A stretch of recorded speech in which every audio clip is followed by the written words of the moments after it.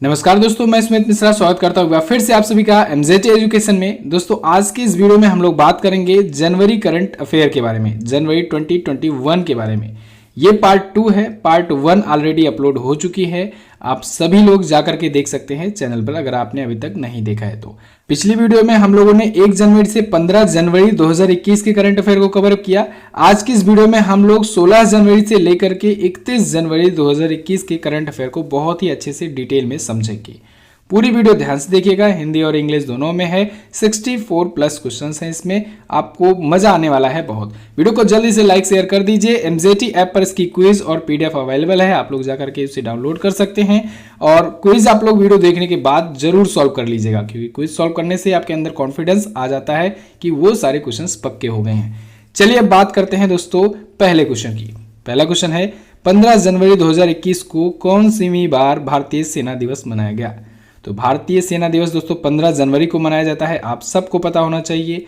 और इस बार कौन सी बार मनाया गया? इस बार दोस्तों 73वीं बार मनाया गया। ये 15 जनवरी को ही क्यों मनाया जाता है? क्योंकि दोस्तों 15 जनवरी के दिन ही 1949 में, कब? 1949 में जनरल KM करियप्पा जी, जो कि भारत के स्वतंत्र भारत के पहले जनरल बने, कमांडर इन चीफ बने थे।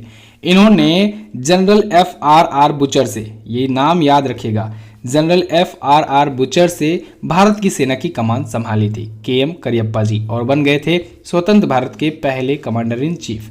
इसी दिन बने थे 15 जनवरी 1949 को ही। इसी वजह से इस दिन की याद में मनाया जाने लगा भारतीय सेना दिवस। अच्छा, एक और इम्पॉर्टेंट पॉइंट मैं यहीं पर ऐड करना चाहूँगा दोस्तों। जब ये जनरल KM करियप्पा जी अपनी सेवा दे रहे थे, 4 वर्षों तक इन्होंने सेवा दी, और 4 वर्षों के बाद 14 जनवरी 1953 को ये रिटायर हुए। और इस वजह से 14 जनवरी के दिन दोस्तों मनाया जाने लगा पूर्व सैनिक दिवस। 14 जनवरी का दिन ये पूर्व सैनिक दिवस के रूप में मनाया जाता है, और 15 जनवरी को भारतीय सेना दिवस के रूप में मनाया जाता है। ध्यान रखिएगा, लेकिन शुरुआत में दोनों के अंतर है, क्योंकि शुरुआत इनमें 1949 को हुई थी, जबकि 4 साल सेवा देने के बाद जब KM करियप्पा जी रिटायर हुए तो 1953 को रिटायर हुए, और ठीक उसके एक दिन पहले मनाया जाने लगा पूर्व सैनिक दिवस। ठीक है, तो इसको याद रखिएगा, ये मनाया जाना शुरू हुआ था 2017 से, भूतपूर्व सैनिक दिवस।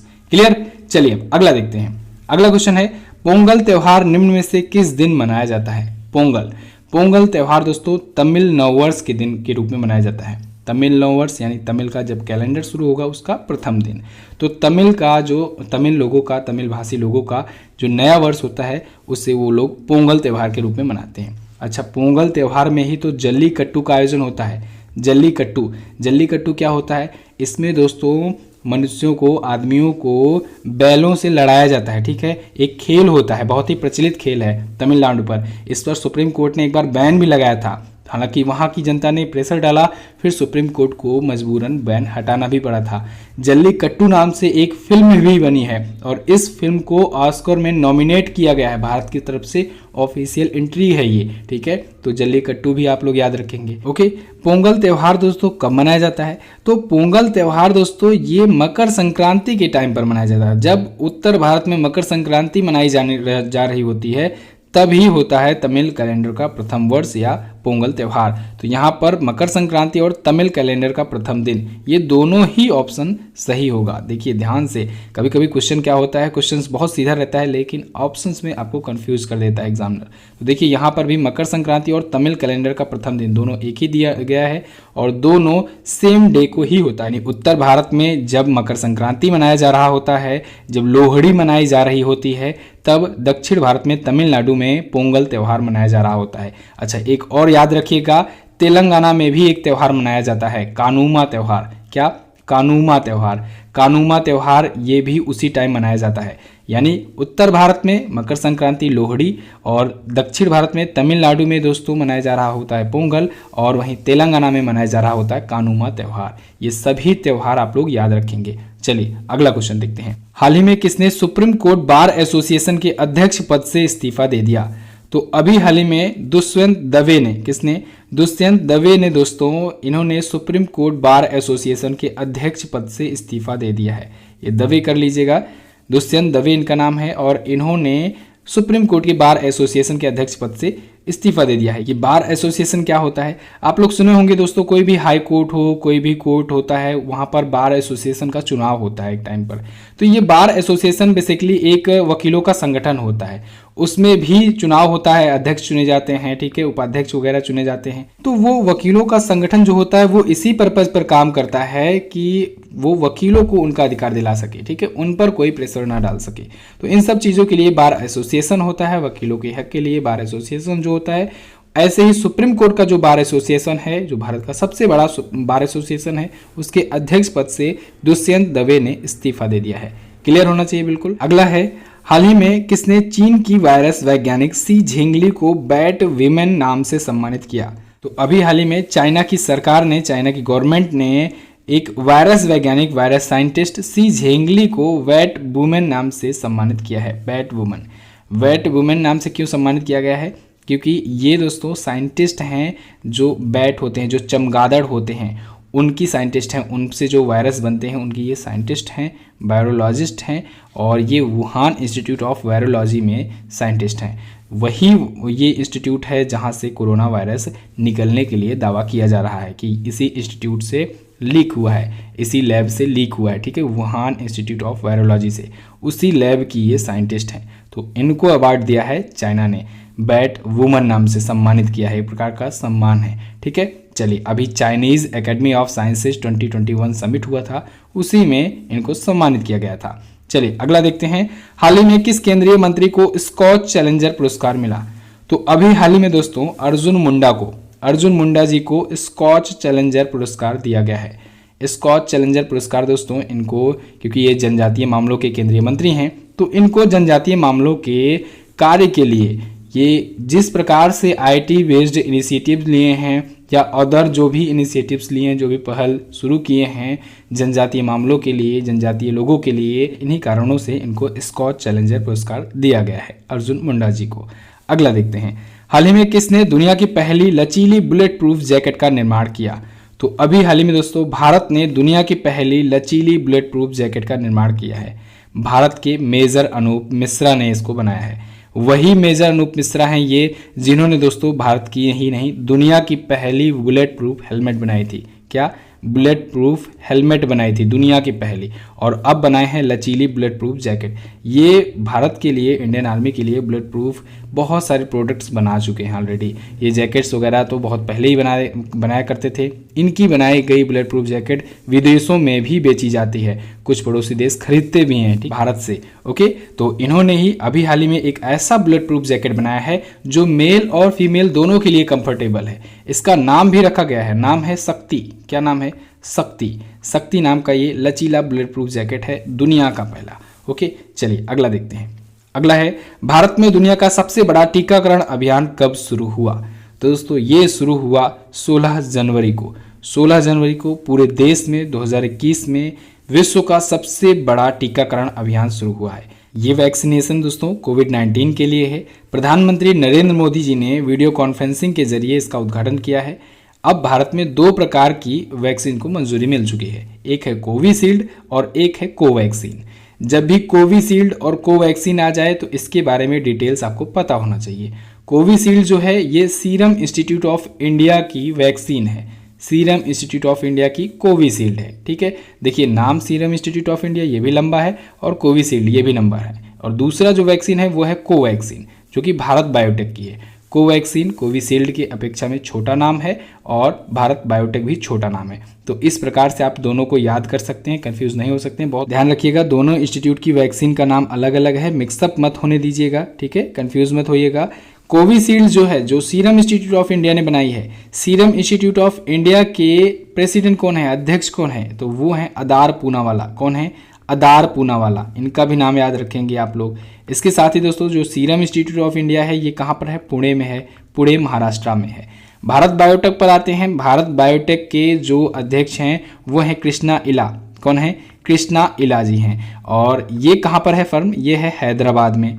भारत बायोटेक है हैदराबाद में, ठीक है, ये हैदराबाद की कंपनी है। तो अभी देखिए दुनिया का जो सबसे बड़ा टीकाकरण अभियान शुरू हुआ 16 जनवरी 2021 को, ये 2 स्टेज में शुरू हुआ है। फर्स्ट स्टेज के तहत दोस्तों 3 करोड़ का टीकाकरण किया जाएगा। सेकेंड स्टेज के तहत 30 करोड़ का टीकाकरण किया जाएगा। 30 करोड़ व्यक्तियों को कोविड-19 का टीका लगेगा। ठीक है, चलिए अगला देखते हैं। अगला क्वेश्चन है, हाल ही में किस भौतिक वैज्ञानिक को फ्रेंच ऑर्डर ऑफ मेरिट से सम्मानित किया गया? रोहिणी गोडबोले जी को फ्रेंच ऑर्डर ऑफ मेरिट पुरस्कार से सम्मानित किया गया है। ये फ्रांस का सबसे बड़ा सम्मान है जिससे इनको सम्मानित किया गया है। ओके, इसे फ्रेंच भाषा में कहते हैं ऑर्डर नेशनल डू मेरिट। हालांकि उसको आपको ध्यान नहीं रखना है, आपको फ्रेंच ऑर्डर ऑफ मेरिट नाम जानना है। रोहिणी गोडबोले दोस्तों ये इंडियन फिजिक्स की ये साइंटिस्ट हैं, पद्मश्री से भी ये सम्मानित की जा चुकी हैं इससे पहले भी। अगला देखते हैं, किस अभिनेता को IFFI में Indian personality of the year पुरस्कार मिला? IFFI यानी कि international film festival of India अभी हाल ही में ये आयोजित हुआ, गोवा में आयोजित हुआ दोस्तों। 16 से 24 जनवरी के बीच में आयोजित हुआ। इसका इस बार 51वां संस्करण था। ओके, तो इसमें अभी हाल ही में विश्वजीत चटर्जी को, किसे? विश्वजीत चटर्जी को सम्मानित किया गया है Indian personality of the year 2021 के सम्मान से। विश्वजीत चटर्जी दोस्तों ये बंगाली सिनेमा के ये दिग्गज एक्टर थे और इनको सम्मानित किया जा चुका है। चलिए अगला देखते हैं, किस राज्य के राज्यपाल ने वन स्कूल वन IAS योजना का उद्घाटन किया? तो अभी हाल ही में केरल राज्य के राज्यपाल आरिफ मोहम्मद खान जी ने दोस्तों वन स्कूल वन IAS योजना का उद्घाटन किया है। ये योजना कार्यक्रम दोस्तों इसके तहत होगा क्या कि प्रत्येक स्कूल से जो स्टूडेंट्स होंगे जो आर्थिक रूप से कमज़ोर होंगे, इकोनॉमिकली कमज़ोर होंगे, वीक होंगे, पिछड़े हैं, ऐसे व्यक्तियों को, ऐसे स्टूडेंट्स को दोस्तों सिविल सर्विसेज की फ्री में तैयारी कराई जाएगी। ठीक है, फ्री में प्रिपरेशन कराया जाएगा जिससे वे सिविल सर्विसेज की को भी एग्ज़ाम को कंप्लीट कर सकें। और लक्ष्य क्या रहेगा कि एक स्कूल से कम एक IAS निकले। ठीक है, यानी एक IAS ऑफिसर निकले। तो फ्री में सिविल सर्विसेज की तैयारी कराने के लिए केरल के राज्यपाल ने इसका उद्घाटन किया है हाल ही में। ओके, ऐसे राज्य भर से अभी 10,000 लड़के लड़कियां चुने गए हैं। चलिए अगला देखते हैं, हाल ही में किस अंतरिक्ष एजेंसी ने दुनिया के सबसे शक्तिशाली रॉकेट के परीक्षण करने की घोषणा की? तो नासा ने दोस्तों दुनिया के सबसे शक्तिशाली रॉकेट के परीक्षण करने की घोषणा की है। ये नाम क्या है इसका? SLS यानी स्पेस लॉन्च सिस्टम। 17 जनवरी 2021 को अभी हाल ही में इसका परीक्षण किया है इसने। इसकी ऊंचाई है, हाइट है दोस्तों 322 फीट। कितनी है? 322 फीट है। ध्यान रखिएगा ये दुनिया का सबसे शक्तिशाली रॉकेट है, दुनिया का सबसे बड़ा रॉकेट नहीं है। इससे बड़ा रॉकेट कौन सा था? सैटर्न 5 या सैटर्न V। ठीक है, सैटर्न 5 रॉकेट जो है ये 363 फीट का ऊंचाई वाला था। नासा ने उसे भी बनाया है, उसका नासा का ही है वो भी। ठीक है, नासा जो है वो अमेरिका की स्पेस एजेंसी है, आपको पता है। National aeronautics and space administration 1958 में हुई थी नासा की स्थापना और जिम ब्रिडेनस्टाइन नासा के वर्तमान में एडमिनिस्ट्रेटर हैं। क्लियर? अगला देखते हैं। अगला क्वेश्चन है, नेल्सन मंडेला विश्व मानवतावादी पुरस्कार 2020 किसने जीता? तो अभी हाल ही में नेल्सन मंडेला विश्व मानवतावादी पुरस्कार दोस्तों इसको जीता है रवि गायकवाड़ ने। किसने? रवि गायकवाड़ ने।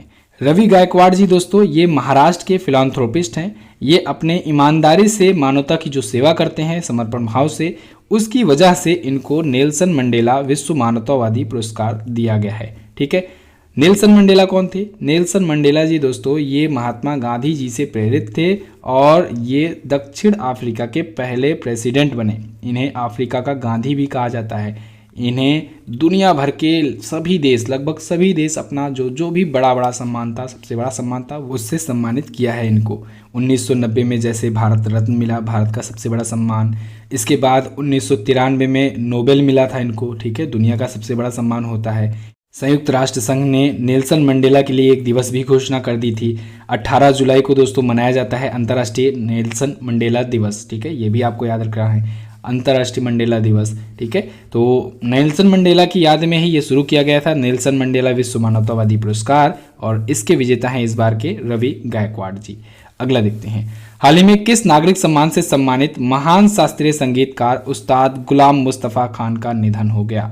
तो अभी हाल ही में दोस्तों पद्मश्री, पद्म भूषण और पद्म विभूषण यानी भारत के तीनों पद्म पुरस्कारों से सम्मानित गुलाम मुस्तफ़ा खान जी का निधन हो गया है। ये भारत के मशहूर शास्त्रीय संगीतकार थे गुलाम मुस्तफ़ा खान जी। इनका अभी हाल ही में निधन हो गया है दोस्तों। इन्हें पद्मश्री मिला था 1991 में।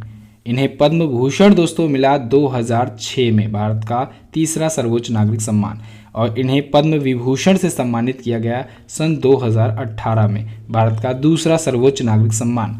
भारत का पहला जो सर्वोच्च नागरिक सम्मान होता है वो होता है भारत रत्न, जो इनको अभी नहीं मिला था। तो इनका अभी हाल ही में निधन हो गया है। उपरोक्त सभी ऑप्शन आपका बिल्कुल करेक्ट होगा। इन्हें दोस्तों 2003 में संगीत नाटक अकादमी का पुरस्कार भी मिल चुका है। अगला देखते हैं, डीआरडीओ ने किसके लिए भारत की पहली मोटर बाइक एम्बुलेंस रक्षिता बनाया? तो दोस्तों डीआरडीओ ने सीआरपीएफ के लिए, CRPF central reserve police force के लिए दोस्तों भारत की पहली मोटर बाइक एम्बुलेंस बनाया है, जिसका नाम है रक्षिता। ये मोटर बाइक एम्बुलेंस क्या करेगी? सीआरपीएफ दोस्तों कभी कभी अपने ऑपरेशंस जंगली इलाकों में या पहाड़ी इलाकों में भी करता है।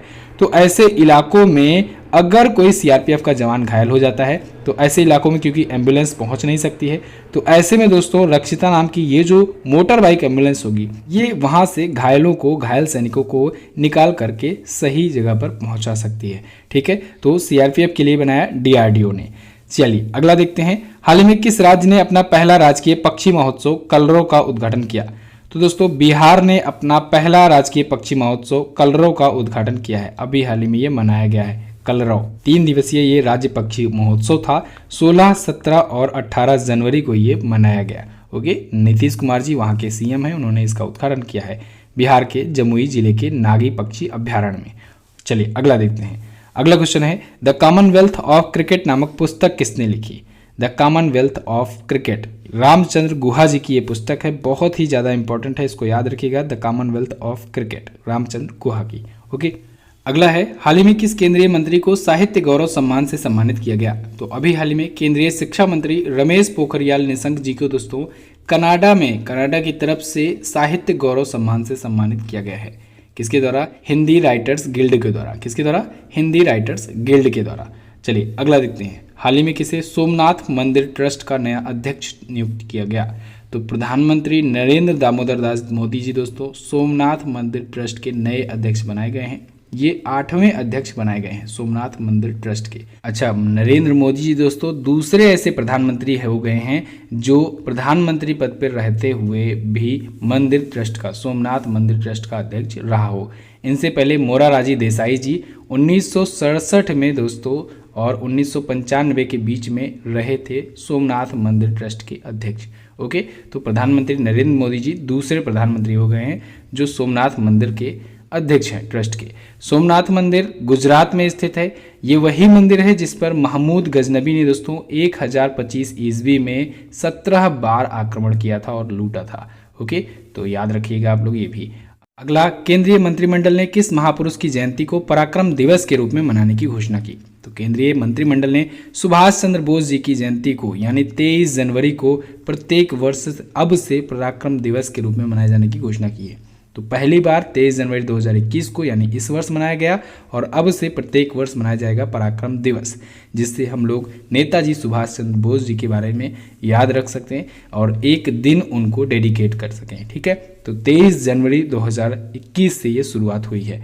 नेताजी सुभाष चंद्र बोस जी को नेताजी की उपाधि दी थी हिटलर ने, इसको ध्यान रखिएगा। और राष्ट्रपिता महात्मा गांधी को राष्ट्रपिता की उपाधि सुभाष चंद्र बोस जी ने दी थी, यानी इन्होंने पहली बार कहा था महात्मा गांधी को राष्ट्रपिता। ठीक है, अगला देखते हैं, WHO बोर्ड के 148वें सत्र के अध्यक्ष कौन बने? WHO बोर्ड के कार्यकारी बोर्ड के 148वें सत्र के अध्यक्ष बन गए हैं दोस्तों डॉक्टर हर्षवर्धन। भारत के केंद्रीय स्वास्थ्य मंत्री डॉक्टर हर्षवर्धन जी अगले 1 वर्ष के लिए यानी 148वें सत्र के लिए, ये जो सत्र है ये 18 से 26 जनवरी 2021 तक आयोजित किया गया। वर्चुअली अध्यक्षता की डॉक्टर हर्षवर्धन जी ने। वर्ल्ड हेल्थ ऑर्गेनाइजेशन यानी WHO के बारे में अगर बात करें तो इसके वर्तमान में अध्यक्ष हैं दोस्तों टेड्रोस अधानोम, जो WHO के अध्यक्ष हैं। 7 अप्रैल 1948 को दोस्तों इसकी स्थापना हुई थी। इसी वजह से 7 अप्रैल के दिन विश्व स्वास्थ्य दिवस या वर्ल्ड हेल्थ डे मनाया जाता है। इसका हेडक्वार्टर है जिनेवा में। अगला देखते हैं, अगला है, हाल ही में किस देश ने ओपन स्काईज ट्रीटी से बाहर आने की घोषणा की? तो अभी हाल ही में दोस्तों रसिया ने घोषणा की है कि वो ओपन स्काईज ट्रीटी से बाहर आ जाएगा। ओपन स्काईज ट्रीटी होता क्या है ये एक ट्रीटी है, एक समझौता है दोस्तों, जिसमें वर्तमान में है 34 देश। इन 34 देशों के बीच में एक डील हुई थी, एक समझौता हुआ था कि इन देशों के जो विमान होंगे, जो वायुयान होंगे, जहाज होंगे, वो किसी भी इमरजेंसी सिचुएशन में कहीं से भी इन देशों के, इन 34 देशों के बीच में कहीं से भी कभी भी उड़ान भर सकते हैं, लैंड करा सकते हैं। ठीक है, तो अभी तो है 34 देश, अमेरिका भी बाहर हो गया है, कुछ महीनों पहले बाहर हुआ था, और रसिया भी बाहर हो चुका है। एक्चुअली में दोस्तों नवंबर में रसिया ने अमेरिका पर इस समझौते का उल्लंघन का आरोप लगाया, तो थे डोनाल्ड ट्रंप साहब, वो तुरंत कहे बाहर हो जाओ। डोनाल्ड ट्रंप साहब जब तक थे अमेरिका के प्रेसिडेंट, वो कई संगठनों से अपने आप को बाहर कर लिए। अब आ गए जो बाइडेन, वो सब में धीरे धीरे जुड़ना शुरू कर दिए हैं। ठीक है, कैसे? जैसे WHO से भी बाहर हो गए थे डोनाल्ड ट्रंप, और पेरिस समझौते से बाहर हो गए थे। और किससे बाहर हुए थे? संयुक्त राष्ट्र का जो मानव अधिकार परिषद है, उससे भी बाहर हो गए थे, उनसे भी दोबारा जो बाइडेन जुड़ चुके हैं। हालांकि अमेरिका अभी ओपन स्काई ट्रीटी से दोबारा एंट्री नहीं किया है, इसमें दोबारा नहीं आया हुआ है। ठीक है, तो फिलहाल अभी बाहर होने की घोषणा किया है रूस ने। ठीक है, अमेरिका ने नवंबर में घोषणा की थी, नवंबर 2020 में की थी। चलिए अगला देखते हैं। भारत का पहला श्रम आंदोलन संग्रहालय कहाँ खोला जाएगा? तो भारत का पहला श्रम आंदोलन संग्रहालय दोस्तों ये केरल में खोला जा रहा है, केरल के अलाप्पुझप्पा में। कहाँ पर? अलाप्पुझा में। ठीक है, और ये लेबर मूवमेंट म्यूजियम होगा। इसमें श्रम आंदोलन जो भी हुए हैं इतिहास में, चाहे वो विश्व लेवल के हुए हों, ठीक है, या फिर भारत में कहीं हुए हों, या फिर केरल में भी जो श्रम आंदोलन हुए हैं, श्रम आंदोलन बोले तो जो मजदूरों का आंदोलन होता है, ठीक है, तो उनकी इमेजेस, डॉक्यूमेंट्स, फोटोज, वीडियोज, ये सभी कलेक्ट करके इस म्यूजियम में रखा जाएगा। क्लियर? अगला देखते हैं। अगला है, गुजरात सरकार ने ड्रैगन फल का नाम बदलकर क्या रखने की घोषणा की? तो गुजरात सरकार ने अब ड्रैगन फल का नाम बदल दिया है, इसका नाम होगा अब कमलम। कमलम रख दिया है ड्रैगन फल का नाम। ये दोस्तों ये फल जो है ये गुजरात के कच्छ में, नवसारी में और सौराष्ट्र में सबसे ज़्यादा मात्रा में उगाया जाता है। अब चूंकि ये कमल की तरह दिखाई देता है, इस वजह से इसका नाम रख दिया गया कमलम। क्लियर? अगला देखते हैं। भारत ने किस देश से 21 MiG-29 और 12 सुखोई लड़ाकू विमान खरीदने की घोषणा की? तो भारत दोस्तों ये रसिया से खरीद रहा है 21 MiG-29 नाम का फाइटर जेट, 12 सुखोई लड़ाकू विमान जो है वो खरीदेगा। ठीक है, रसिया के एक्सपोर्ट ब्रांच है एक रोसबोर्न एक्सपोर्ट। ध्यान रखिएगा, ये रसिया की कंपनी है, एक्सपोर्ट कंपनी है जो फाइटर प्लेन वगैरह बेच रही है, एक रोसबोर्न एक्सपोर्ट्स। ठीक है, रोसबोर्न एक्सपोर्ट्स। अमेरिका की ऐसे ही जो कंपनी है उसका नाम है बोइंग। बोइंग ये अमेरिका की कंपनी है जिससे हम लोगों ने क्या खरीदा है? अपाचे हेलीकॉप्टर्स वगैरह। फ्रांस की ऐसी कंपनी है एक डसाल्ट एविएशन। डसाल्ट एविएशन से हम लोग क्या खरीदे हैं? राफेल खरीदे हैं। राफेल फाइटर जेट फ्रांस की डसाल्ट एविएशन से खरीदे हैं। ठीक है, चलिए, तो 21 MiG-29 और 12 सुखोई लड़ाकू विमान रसिया से भारत खरीद रहा है। भारत के पास पहले ही 59 MiG-29 अभी हैं और टोटल 272 सुखोई फाइटर जेट हैं, लेकिन ये पुराना वर्जन है, ओल्ड वर्जन है। अभी इसमें और भी शामिल किया जा रहा है और कुछ को अपग्रेड भी किया जा रहा है। ठीक है, चलिए अगला देखते हैं। हाल ही में कहाँ के गुच्छी मशरूम को GI टैग मिला? गुच्छी मशरूम ये दोस्तों जम्मू कश्मीर का प्रोडक्ट है और इसको अभी हाल ही में GI टैग मिला है। ठीक है, गुच्छी मशरूम ये हेल्थ के लिए काफ़ी ज़्यादा बेनिफिशियल होता है और यही कारण है कि गुच्छी मशरूम जो होता है ये बहुत ज़्यादा महंगा भी होता है। अब आप समझ लीजिए 500 ग्राम गुच्छी मशरूम अगर आप लेते हैं तो आपको 18,000 रुपये तक पे करने पड़ सकते हैं। ओके, तो स्थानीय रूप से इसे थंटू भी कहा जाता है और GI टैग इसे मिल चुका है। चलिए अब GI टैग आया है, GI टैग का प्रोसेस हम लोग जान लेते हैं। GI टैग का मतलब होता है जियोग्राफिकल इंडिकेशन टैग। प्रोसेस ये है दोस्तों, अगर कोई प्रोडक्ट है मान लीजिए और वो प्रोडक्ट उस एरिया में काफ़ी ज़्यादा फेमस है, इतना फेमस है कि उस प्रोडक्ट की वजह से लोग उस एरिया को जानने लगे हैं, तो अगर कोई अर्जी देता है सरकार को, भारत सरकार को, कि इस प्रोडक्ट को आप GI टैग दे दो जिससे मैं चाहूँ जिससे आप इस प्रोडक्ट को ग्लोबली प्रमोट कर सको, जिससे पूरे इंडिया में, पूरे विश्व में ये प्रोडक्ट प्रमोट हो सके, तो भारत सरकार जांच पड़ताल करती है। उसके बाद अगर GI टैग दे देती है तो इसका एक रेट फिक्स हो जाता है। रेट फिक्स होने से ब्लैक मार्केटिंग रुक जाती है, बंद हो जाती है। वो प्रोडक्ट दोस्तों प्रमोट भी होता है, ग्लोबली प्रमोट होता है, भारत में भी प्रमोट होता है। ठीक है, तो ये सभी फायदे होते हैं GI टैग मिलने के। GI टैग ये इसके लिए एक्ट लाया गया था 1990 एक्ट, 1999 बिल लाया गया था। ठीक है, इसके बाद 2003 में ये बिल कानून बना। पहला प्रोडक्ट जो मिला वो 2004 में मिला। किसे मिला? दार्जिलिंग की चाय को। ठीक है, सबसे पहली बार GI टैग मिला था दार्जिलिंग की चाय को 2004 में। अगला क्वेश्चन देख लेते हैं। भारत के सभी पद्म पुरस्कारों की विजेता वी शांता का निधन हो गया। ये थी एक वी शांता, ये कौन थी? ये दोस्तों एक डॉक्टर थी, डॉक्टर वी शांता, प्रसिद्ध ऑन्कोलॉजिस्ट थी और इनका अभी हाल ही में निधन हो गया है। इन्हें भारत के सभी पद्म पुरस्कार यानी पद्मश्री, पद्म भूषण और पद्म विभूषण, तीनों पद्म पुरस्कार पा गई थी ये। पद्मश्री इनको मिला था 1986 में, पद्म भूषण मिला था 2006 में और पद्म विभूषण से सम्मानित की गई थी 2016 में। दोस्तों मैंने आपको कई बार बताया है, जब भी कोई व्यक्ति अगर जिसका निधन हुआ है, अगर वो कोई पद्म सम्मान से सम्मानित है या फिर भारत रत्न से सम्मानित है, तो वो क्वेश्चन इंपॉर्टेंट हो जाता है, ठीक है, क्योंकि वो व्यक्ति ऑलरेडी महत्वपूर्ण था, बहुत फेमस पर्सनालिटी थी, इसने योगदान भी ऐसा कुछ दिया था भारत के लिए, इसी वजह से उसे नागरिक सम्मान मिला था और इस वजह से उसके निधन पर क्वेश्चंस बनना तय ही होता है। ओके दोस्तों, डॉक्टर वी शांता को रमन मैग्सेसे पुरस्कार भी मिल चुका था। इनको 2005 में मिला था ये अवार्ड। रमन मैग्सेसे पुरस्कार जो होता है ये एशिया का नोबेल कहलाता है, इसे भी ध्यान रखेंगे। अगला देखते हैं। हाल ही में भारत ने गाबा के मैदान में 32 सालों से अजेय ऑस्ट्रेलिया को हरा करके कौन सी ट्रॉफी अपने नाम की? तो भारत और ऑस्ट्रेलिया के बीच में अभी एक सीरीज चल रही थी, भारत वो सीरीज जीत चुकी है। उस सीरीज का नाम था बॉर्डर गावस्कर ट्रॉफी। तो याद रखिएगा ये सीरीज पूछी जा सकती है, बॉर्डर गावस्कर ट्रॉफी। ओके, तो इसमें भारत ऑस्ट्रेलिया को 2-1 से हरा दिया है, जिसमें फाइनल मैच जो था वो गाबा के मैदान में हुआ। ऑस्ट्रेलिया में गाबा का एक मैदान है, ऑस्ट्रेलिया के ब्रिस्बेन में। वहां पे क्या था कि ऑस्ट्रेलिया पिछले 32 सालों से कोई मैच हारी ही नहीं थी और उसमें इंडिया ने ऑस्ट्रेलिया को हरा दिया। अच्छा, फाइनल मैच में ऋषभ पंत ने बहुत अच्छी योगदान दी, 89 रनों की पारी खेली, इनको मैन ऑफ द मैच भी चुना गया फाइनल मैच का। और यही पारी देखते हुए जनवरी 2021 में इनको प्लेयर ऑफ द मंथ भी चुना गया है, ऋषभ पंत को। आईसीसी दोस्तों अब एक नया अवार्ड शुरू किया है, प्लेयर ऑफ द मंथ का award, cricketer of the month का अवार्ड। तो अब उसमें एक एक प्लेयर प्रत्येक महीने से चुने जाएंगे। ऋषभ पंत को चुना गया है और उनकी इसी पारी को देखते हुए चुना गया था, ये आपको याद होना चाहिए। फिलहाल अभी तो इंडिया और इंग्लैंड के बीच में चल रहा है मैच टेस्ट टूर्नामेंट। अगला, हाल ही में भारत ने किस देश के साथ मिलकर डेजर्ट नाइट 21 नाम का युद्धाभ्यास शुरू किया? तो भारत और फ्रांस के बीच में डेजर्ट नाइट 21 नाम का एक युद्धाभ्यास आयोजित हुआ। डेजर्ट नाइट अभ्यास दोस्तों ये वायुसेना का अभ्यास है, यानी कि वायुसेना भारत की और वायुसेना फ्रांस की, इन दोनों के बीच में ये युद्धाभ्यास हुआ। इसका नाम, पूरा नाम एक्स डेजर्ट नाइट भी है। एक्स डेजर्ट नाइट 21 इसलिए लिखा गया है क्योंकि ये 2021 का संस्करण है।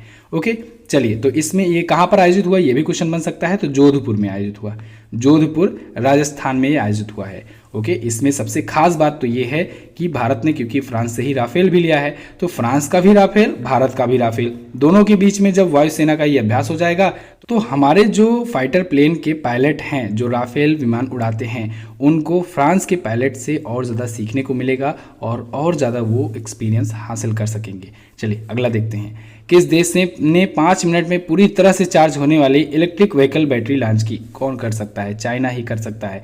चाइना दोस्तों 5 मिनट में ऐसी बैटरी बनाया है जो पूरी तरीके से चार्ज हो जाती है। इलेक्ट्रिक व्हीकल्स में लगने वाली बैटरीज, अगर ये बैटरीज होंगी तो वो 5 मिनटों में ही चार्ज हो सकेंगी। ओके, इसे दोस्तों एक इजरायली कंपनी ने डेवलप किया है, लेकिन डेवलप किया है चाइना में। ठीक है, कौन सी कंपनी है? स्टोर डॉट द्वारा डेवलप किया गया है, जो कि इजराइल की कंपनी है, लेकिन अगर पूछा जाए कहाँ पर डेवलप किया गया है तो चाइना में। क्लियर? चलिए अगला क्वेश्चन देखते हैं। जो बाइडेन अमेरिका के कौन सेवें राष्ट्रपति के रूप में शपथ लिए? तो जो बाइडेन दोस्तों ये 46वें प्रेसिडेंट बन गए हैं अमेरिका के। ये डेमोक्रेट पार्टी से हैं, इनकी पार्टी का नाम है डेमोक्रेट। ठीक है, इनकी उपराष्ट्रपति हैं कमला हैरिस, जो कि हैं भारतीय मूल की। कमला हैरिस दोस्तों ये वहाँ की पहली महिला वाइस प्रेसिडेंट भी हैं। ओके दोस्तों, जो बाइडेन और कमला हैरिस, इन दोनों को टाइम मैगजीन ने time person of the year चुना है, ये भी आपको याद रखना चाहिए। अगला है, भारतीय जीवन बीमा निगम LIC के नए प्रबंध निदेशक कौन बने? नए मैनेजिंग डायरेक्टर कौन बने? तो वो बन गए हैं दोस्तों सिद्धार्थ मोहंती। सिद्धार्थ मोहंती 1 फरवरी 2021 से 30 जून 2023 तक, कब तक? 30 जून 2023 तक लाइफ इंश्योरेंस कॉर्पोरेशन लिमिटेड यानी LIC के नए मैनेजिंग डायरेक्टर होंगे। LIC आया है, इसके बारे में बात करें तो 1956 में हुई थी स्थापना। इसका हेडक्वार्टर है मुंबई में और इसके चेयरमैन हैं MR कुमार। कौन है? चेयरमैन है MR कुमार। अगला, निम्न में से किस राज्य ने 21 जनवरी को अपना राज्य स्थापना दिवस मनाया? तो 21 जनवरी को दोस्तों 3 राज्यों का राज्य स्थापना दिवस होता है, मेघालय, मणिपुर और त्रिपुरा। इन तीनों राज्यों का स्थापना हुआ था 21 जनवरी को। एक पूर्वोत्तर क्षेत्र पुनर्गठन अधिनियम लाया गया था 1971, ठीक है। पूर्वोत्तर क्षेत्र पुनर्गठन अधिनियम 1971 लाया गया था, लेकिन लाया कब गया था? 1972 में, ठीक है। लागू कब हुआ था?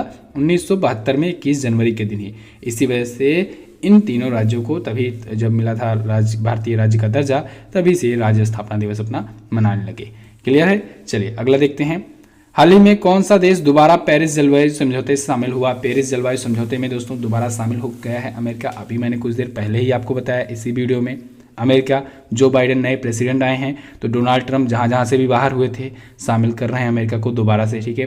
जैसे अभी WHO से ये बाहर हो गए थे, डोनाल्ड ट्रंप बाहर कर दिए थे अमेरिका को, दोबारा से अमेरिका को जो बाइडेन ने शामिल किया।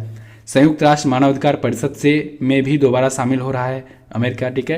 पेरिस जलवायु समझौते से बाहर हो गया था अमेरिका, दोबारा से शामिल हो रहा है। ईरान वगैरह पर सैंक्शन लगाए हुए थे, वो उन सैंक्शन को खत्म कर रहा है अमेरिका, ठीक है। चलिए अगला, ब्याज मुक्त नकद देने वाला पहला भारतीय बैंक कौन बना? तो वो बन गया है IDFC first bank. IDFC first bank दोस्तों एक ऐसा बैंक बन गया है जो ब्याज फ्री लोन दे रहा है, ठीक है, इंटरेस्ट फ्री लोन दे रहा है। लेकिन ये जो इंटरेस्ट फ्री लोन होगा, कैश होगा दोस्तों, ये एक लिमिटेड पीरियड के लिए ही होगा, 48 दिनों के लिए। 48 दिनों में ये चुकाना होगा, ठीक है। 48 दिनों के लिए कोई इंटरेस्ट नहीं लगेगा। IDFC फर्स्ट बैंक के बारे में बात करें तो मुंबई में इसका हेडक्वार्टर है। 2015 में इसकी स्थापना हुई और V वैद्यनाथ जी इसके CEO हैं। अगला देखते हैं। हाल ही में किसने द मेकिंग ऑफ आधार नामक पुस्तक लिखी? द मेकिंग ऑफ आधार राम सेवक शर्मा जी के द्वारा लिखी गई है ये पुस्तक। राम सेवक शर्मा जी दोस्तों, जो आप लोग सुने होंगे एक संस्था का नाम UIDAI, आधार कार्ड पर आपके लिखा होता है, इसी के द्वारा जारी किया गया जाता है आधार कार्ड। और UIDAI के ये पहले महानिदेशक थे राम सेवक शर्मा, तो पहले महानिदेशक थे, तभी तो ये बता रहे हैं कि आधार कैसे बना, द मेकिंग ऑफ आधार। आप ऐसे याद रख सकते हैं कि DAI के ये पहले महानिदेशक जो थे राम सेवक शर्मा जी, इन्होंने ही ये पुस्तक लिखी है। नाम पढ़ेंगे स्पष्ट हो जाएगा। अभी क्या हैं? अभी दोस्तों ये ट्राई के ये अध्यक्ष हैं, telecom regulatory authority of India के अध्यक्ष हैं राम सेवक शर्मा जी। अगला देखते हैं। गणतंत्र दिवस परेड में फाइटर प्लेन उड़ाने वाली पहली महिला पायलट कौन बनी? तो वो बन गए हैं दोस्तों भावना कांत। अभी 26 जनवरी 2021 को दोस्तों फाइटर प्लेन इन्होंने उड़ाया है और ये इंडियन एयरफोर्स का प्रतिनिधित्व भी की हैं। ये कौन सा फाइटर प्लेन उड़ाती हैं? तो ये MiG-21 उड़ाती हैं, MiG-21, ठीक है, MiG-21 याद रखिएगा। और शिवांगी स्वरूप जो आपको ऑप्शन में दिख रही हैं, ए ऑप्शन में, ये नौसेना की पहली महिला पायलट बनी है, 2019 में ज्वाइन ली थी। इसके बाद इस बार गणतंत्र दिवस में दोस्तों कोई भी मुख्य अतिथि नहीं आया, ये भी आप गणतंत्र दिवस से याद कर सकते हैं।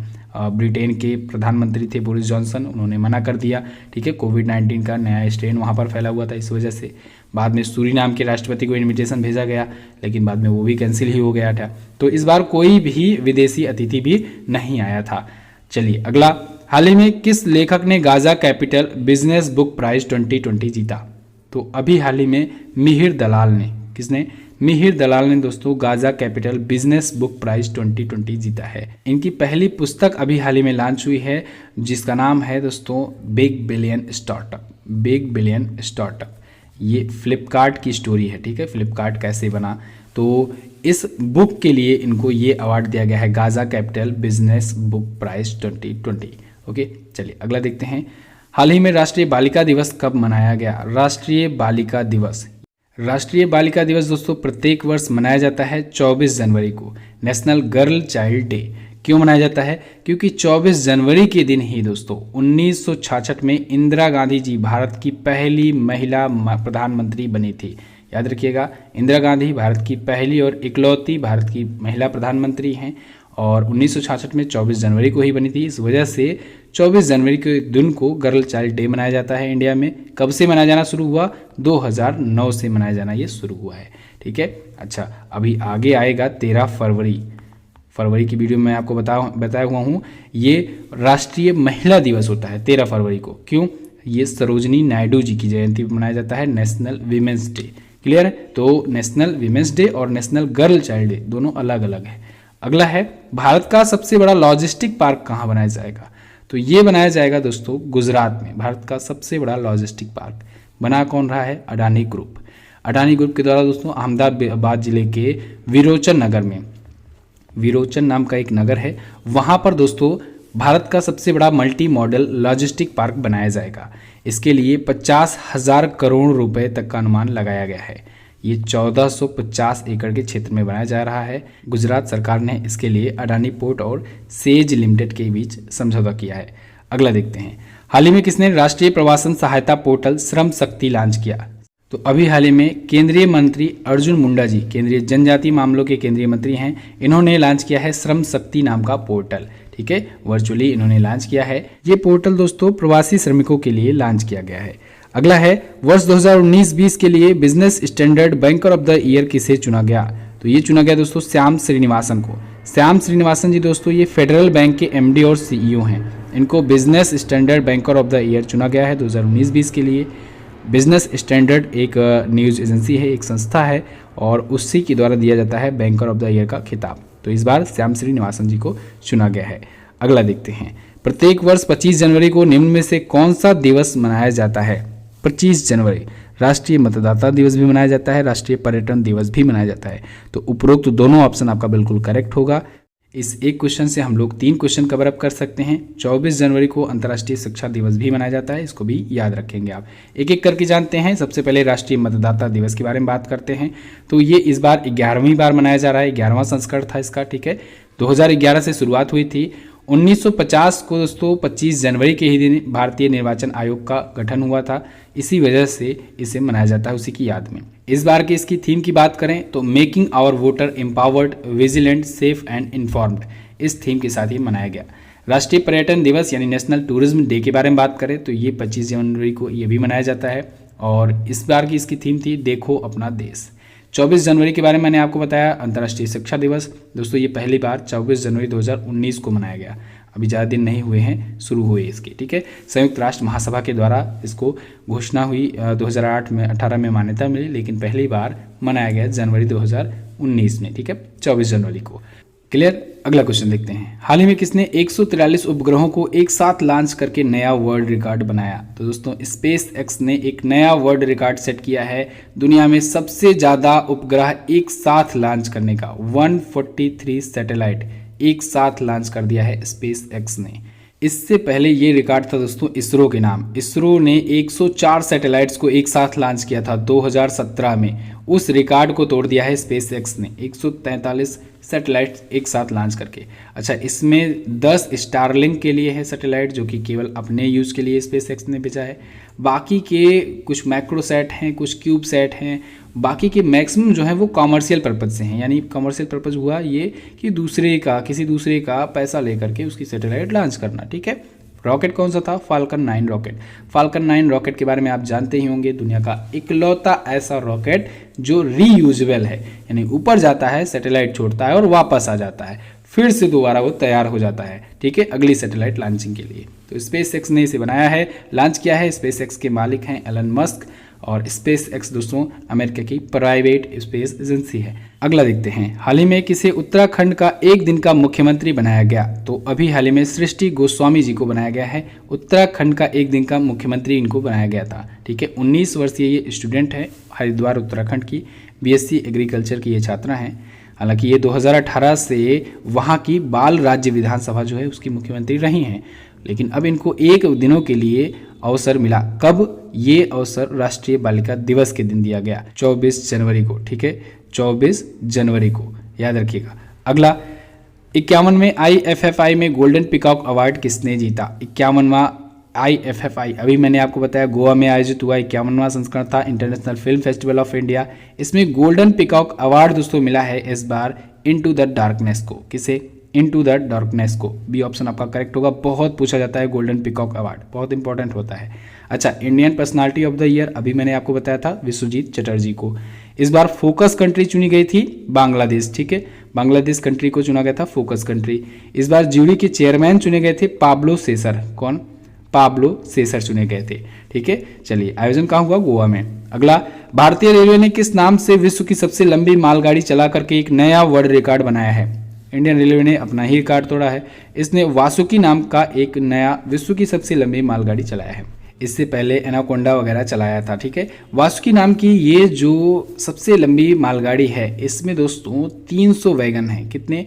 300 वैगन है। ये 3.5 किलोमीटर लंबी है ये ट्रेन, भिलाई से कोरबा के बीच चलाई गई छत्तीसगढ़ में। अगला देखते हैं, हाल ही में किस राज्य के युवाओं के लिए उद्यम सारथी ऐप लॉन्च किया गया? तो अभी हाल ही में उत्तर प्रदेश सरकार ने उत्तर प्रदेश राज्य के युवाओं के लिए उद्यम सारथी ऐप लॉन्च किया है। ये जो उद्यम सारथी ऐप है दोस्तों, ये 24 जनवरी को लॉन्च किया गया है। 24 जनवरी को क्यों? क्योंकि 24 जनवरी को खास दिन होता है यूपी के लिए, यूपी स्थापना दिवस होता है। उत्तर प्रदेश ने अभी हाल ही में दोस्तों अपना स्थापना दिवस मनाया, 71वां स्थापना दिवस 24 जनवरी को मनाया, याद रखिएगा। अच्छा, ये उद्यम सारथी ऐप करेगा क्या? ये दोस्तों युवाओं को अपने सेल्फ डिपेंडेंट होने के लिए, यानी अपना खुद का कुछ स्टार्टअप स्टार्ट करने के लिए, उनको इससे संबंधित कुछ जानकारियां देने के लिए, जिससे वो अपना उद्यम खुद ओपन कर सकें, जॉब क्रिएट कर सकें, या फिर वो अन्य जॉब से रिलेटेड जानकारियां भी हासिल कर सकें। तो ये सारी फीचर्स इस पर दिए जाएंगे। अगला बात करते हैं, गृह मंत्रालय द्वारा कितने व्यक्तियों को पद्म विभूषण 2021 से सम्मानित किया गया? पद्म सम्मान, इस पर मैंने आपको वीडियो दी हुई है, पद्म अवार्ड। आप वो वीडियो देखेंगे तो ज़्यादा बेटर रहेगा, क्योंकि उसमें डिटेल में आपको समझाया गया है।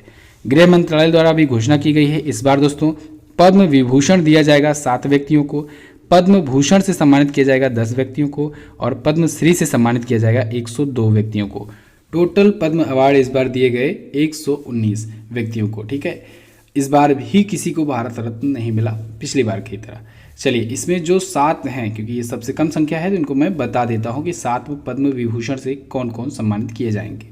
शिंजो अबे, जो कि जापान के पूर्व प्रधानमंत्री थे, इनको सम्मानित किया जाएगा। एस.पी. बाला सुब्रमण्यम जी, फेमस गायक थे, इनका भी निधन अभी हाल ही में हुआ और इनको सम्मानित किया जाएगा। बेले मुनप्पा हेगड़े, इनको सम्मानित किया जाएगा। नरेंद्र सिंह कपानी, इनको भी सम्मानित किया जाएगा। मौलाना वहीदुद्दीन खान, बीबी लाल और सुदर्शन साहू, इन 7 व्यक्तियों को दोस्तों सम्मानित किया जाएगा पद्म विभूषण से। बाकी के लिए आप लोग क्विज सॉल्व कर सकते हैं और आप लोग वीडियो भी देख सकते हैं। पहले वीडियो देखिएगा, फिर क्विज सॉल्व करिएगा, बहुत अच्छा लगेगा। चलिए अगला, उत्तर प्रदेश सरकार ने किस नाम से एंटी भू माफिया सॉफ्टवेयर लॉन्च किया? तो उत्तर प्रदेश ने धरा नाम से एक एंटी भू माफिया सॉफ्टवेयर लॉन्च किया है। ये क्या करेगा? जो भू माफिया होते हैं उनकी गतिविधियों को ट्रैक करेगा, अंकुश लगाएगा, उन पर कार्रवाई करेगा। ओके, धरा नाम का ये जो एप्लीकेशन है। अगला, किस राज्य सरकार ने अभ्युदय नामक मुफ्त यूपीएससी, नीट और जेईई कोचिंग सुविधा शुरू की? तो उत्तर प्रदेश सरकार ने इसे भी शुरू किया है, अभ्युदय नाम का, जो फ्री में यूपीएससी, नीट, जेईई या फिर जो भी जॉब प्रिपरेशन के लिए, जो भी कॉम्पिटिटिव एग्जाम्स के लिए होंगे मटेरियल्स, स्टडी मटेरियल्स या कोचिंग्स वगैरह, उनको प्रोवाइड करेगा उत्तर प्रदेश गवर्नमेंट। ठीक है, ये अभी शुरुआत में फर्स्ट स्टेज के तहत उत्तर प्रदेश के सभी 18 मंडल में शुरू किया गया है। धीरे धीरे ये जिले वाइज शुरू किया जाएगा और उसके बाद भी और आगे भी शुरू किया जाएगा। ठीक है, चलिए अगला देखते हैं, सुभाष चंद्र बोस आपदा प्रबंधन पुरस्कार से किसे सम्मानित किया गया? तो अभी हाल ही में राजेंद्र कुमार भंडारी जी को दोस्तों सुभाष चंद्र बोस आपदा प्रबंधन पुरस्कार से सम्मानित किया गया, लेकिन इनको व्यक्तिगत श्रेणी में, यानी इनको इंडिविजुअल कैटेगरी में चुना गया है 2021 के लिए। एक होता है दोस्तों इंस्टीट्यूट कैटेगरी या ऑर्गेनाइजेशन कैटेगरी, तो उसमें उसके लिए सीड्स नाम की एक फाउंडेशन है, इस फाउंडेशन को भी मिला है, लेकिन ये क्योंकि ऑर्गेनाइजेशन कैटेगरी में पाया है। अगर आपसे पूछा जाए इंडिविजुअल कैटेगरी में, तब आप राजेंद्र कुमार भंडारी का नाम लेंगे। दोनों में अंतर होता है, जो इंडिविजुअल कैटेगरी वाला होता है वो अगर जीतता है तो उसको 5 लाख रुपए मिलते हैं प्लस सर्टिफिकेट मिलता है। अगर ऑर्गेनाइजेशन कैटेगरी में कोई जीतता है तो उसको 51 लाख रुपए मिलते हैं प्लस मिलता है एक सर्टिफिकेट। ओके, सीड्स का फुल फॉर्म क्या है इसको जानते चलते हैं जल्दी से। सीड्स यानी sustainable environmental and ecological development society. अगला देखते हैं, जर्मन वॉच के ग्लोबल क्लाइमेट रिस्क इंडेक्स 2021 में भारत किस स्थान पर है? तो भारत है दोस्तों 7वें स्थान पर जर्मन वॉच द्वारा जारी ग्लोबल क्लाइमेट रिस्क इंडेक्स 2021 में, यानी भारत जलवायु परिवर्तन से प्रभावित देशों की लिस्ट में 7वें स्थान पर है। पहले पर कौन है? मोजाम्बिक, दूसरे पर कौन है? जिम्बाब्वे, तीसरे पर कौन है? बहामा। ओके, इस बार दोस्तों जर्मन वॉच ने 16वां संस्करण जारी किया अपना, ये रैंकिंग का 16वां संस्करण था, 2019 को ध्यान में रखकर जारी किया गया है। अगला देखते हैं, हाल ही में किसे महावीर चक्र से सम्मानित किया गया? महावीर चक्र से अभी हाल ही में दोस्तों कर्नल संतोष बाबू को सम्मानित किया गया है। महावीर चक्र किसे दिया जाता है? ये भारत के वीरों को दिया जाता है, जो युद्ध में जो भारतीय सैनिक हैं वो अगर कोई वीरता का प्रदर्शन किए रहते हैं तो उनको दिया जाता है।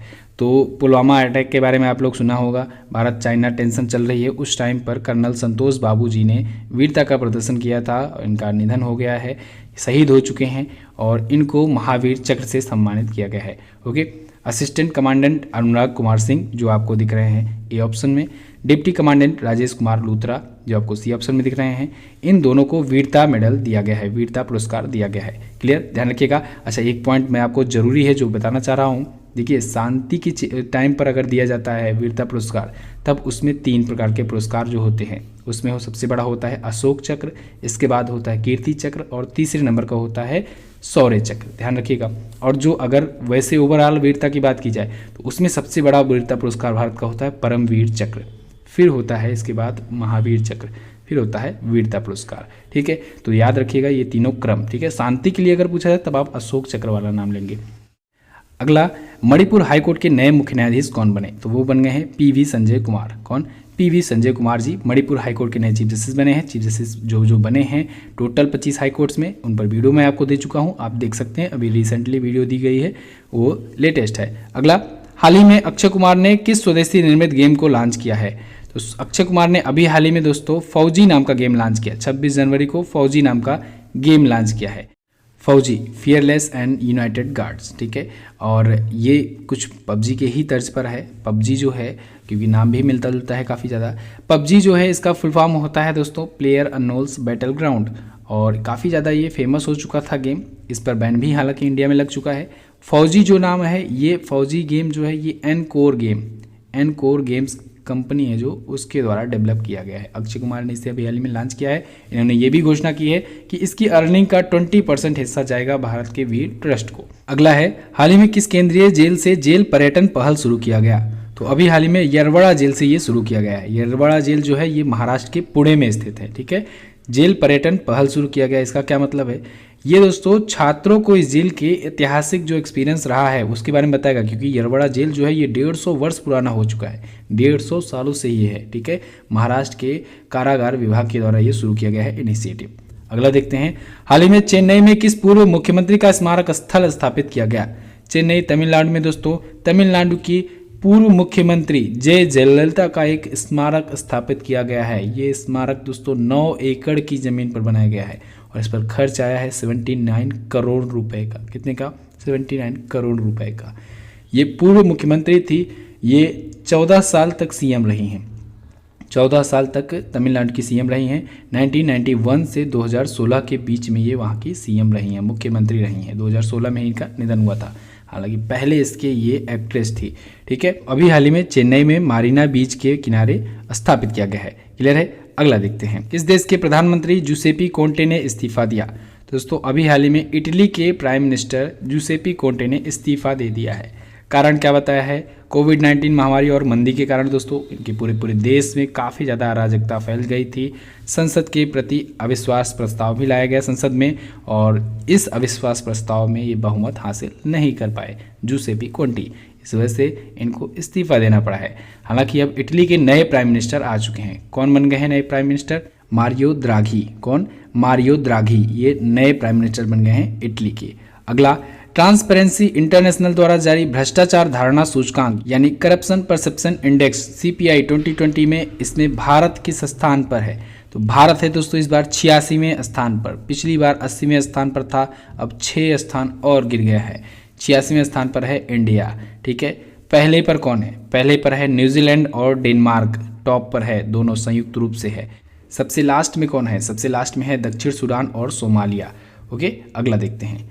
अगला क्वेश्चन है, गणतंत्र दिवस परेड में किस राज्य की झांकी ने पहला पुरस्कार जीता? उत्तर प्रदेश की झांकी ने दोस्तों जीता है पहला पुरस्कार गणतंत्र दिवस की परेड में। गणतंत्र दिवस की परेड में दोस्तों सभी राज्य, लगभग सभी राज्य अपने अपने राज्यों की झांकियां निकालते हैं। उसमें जो झांकी सबसे टॉप पर होती है, सबसे ज़्यादा पसंद की जाती है, उसको अवार्ड मिलता है। ठीक है, पुरस्कार दिया जाता है। तो पहला पुरस्कार उत्तर प्रदेश को मिला, उत्तर प्रदेश की झांकी को, जिसमें भगवान राम मंदिर जो नया बन रहा है उसके बारे में था, उसका दृश्य था, और महर्षि वाल्मीकि जी का दृश्य था।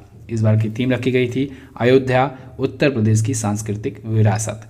सेकंड स्थान रहा त्रिपुरा की झांकी का, और तीसरा स्थान मिला उत्तराखंड की झांकी को। अच्छा, एक इसमें विशेष पुरस्कार भी दिया गया है, विशेष पुरस्कार केंद्रीय लोक निर्माण विभाग को दिया गया है, जो अमर जवान झांकी निकाला था। ठीक है, ये शहीद हुए जो सशस्त्र बल के सेनानी थे उनकी याद में निकाला गया था, तो उसको एक विशेष पुरस्कार दिया गया है। अगला, भारत ने पड़ोसी देशों को कोविड-19 वैक्सीन देने के लिए कौन सी पहल शुरू की है? ये पहल भारत को दोस्तों सबसे ऊंचा बनाती है। इस पहल की वजह से ना सिर्फ पूरी दुनिया में भारत की प्रशंसा हो रही है, बल्कि ना जाने कितने देश हैं जिनकी हेल्प हो रही है, जिनकी लोगों की जान बच रही है।